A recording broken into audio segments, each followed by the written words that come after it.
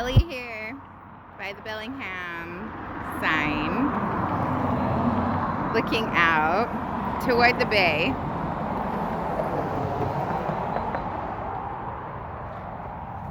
On this very most gorgeous day. And I decided to read today Millie Fleur's Poison Garden by Christy Mandin. Right here. I've been dying to get to this spot in Belligham for years since I first moved here, and now I made it. Boom! And I look the most grandma I've ever looked at this age. Sweat, t-shirt, vest, hat. Thank you, Jax. Appreciate you. Millie Fleur's Poison Garden by Christy Mandin. Let's see how it is.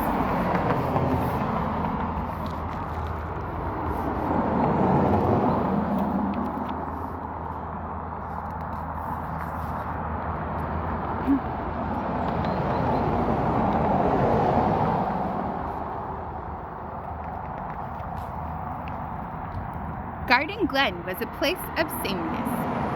Prim, pastel houses, each one like the next, lined the streets of Garden Glen like candies in a box. Their windows were spotless, their hedges perfectly pruned.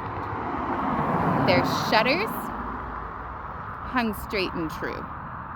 Every house and yard in Garden Glen was flawless, with not a blade of grass out of place.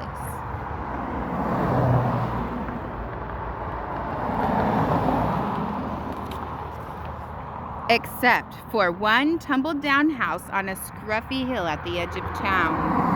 Rejected and excluded, it stood lifeless with no one to love it until Millie Fleur LaFay came to town. Oh, how wonderful.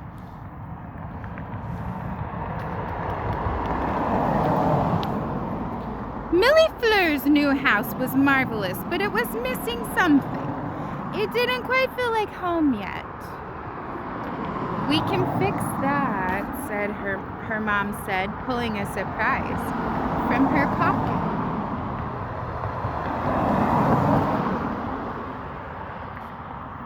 Spell books? It's getting closer to Halloween. Seeds!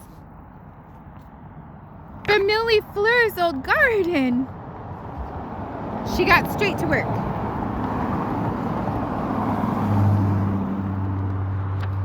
Millie Fleur's garden grew fast.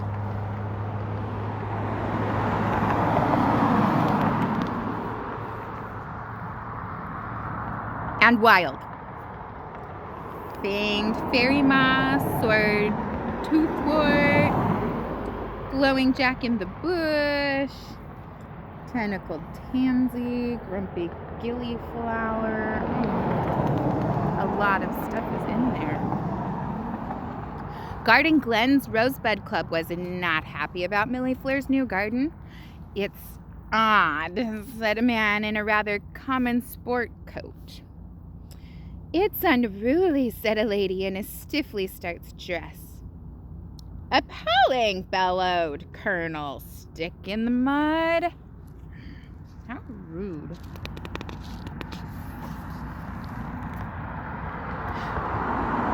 The president of the Rosebud Club was determined to root out Millie Fleur's garden.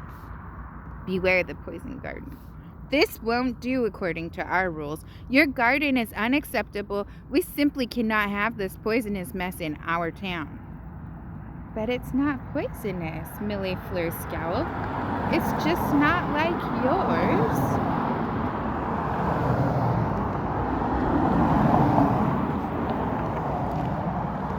Millie Fleur didn't understand why the club was so upset about what she grew in her garden. Your garden is different from anything they've seen before, her mother told her. Some people are scared of things that are different. Maybe I should plant a few roses, Millie Fleur asked. People here seem to like that sort of thing. Only if roses make you happy, her mother said. That night, Millie Fleur couldn't sleep. She tossed and turned, thinking about her beloved sneezing stickweed and her grumpy gillyflower and her fanged fairy moss. They were curious little plants, and they made life interesting. She was proud of her wild, weird little garden. Maybe she would start a new club.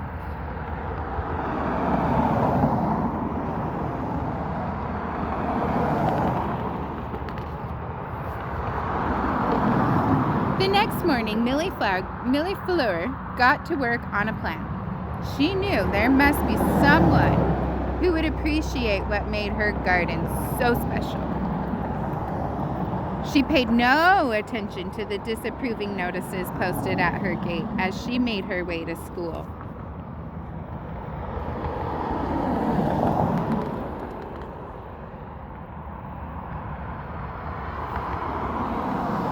Show and tell day. Nice. At recess, she invited her entire class to visit her garden. She wasn't sure if anyone would come.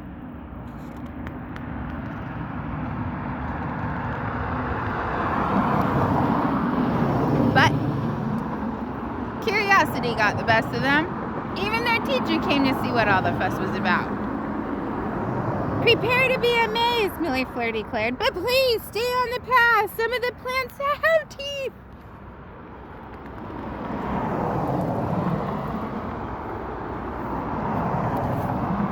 As they made their way through the garden, they were astonished and a little grossed out.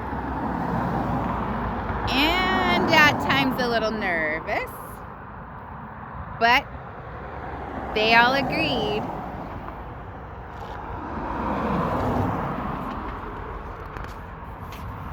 Millie Fleur's garden was wonderfully weird. Ghost nettle, whopping wishflower, snake plant, yaga bush, Belgian huckleberry.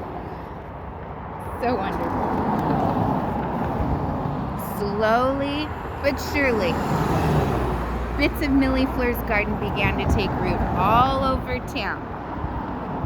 Some things stayed the same, but there was one thing for sure.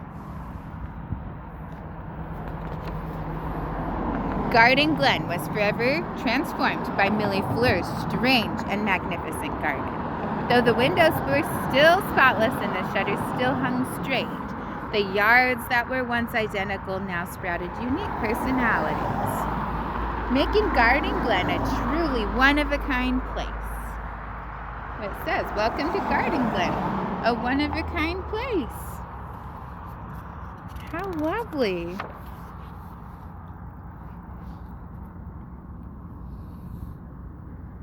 The end.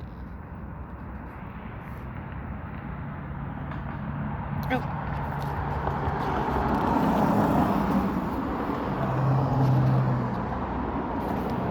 There's a little note at the end of this book, Snapdragons and Spider Plants. Congratulations on braving the journey through the enchanting world of Millie Fleur's poison garden. Though you won't find any fanged or tentacled plants like Millie Fleur's in real life, there are plenty of wonderfully weird plants you can grow yourself. Here are two plants Millie Fleur loves. Snapdragons are whimsical flowers known for their unique shape, vibrant colors, and snapping jaws.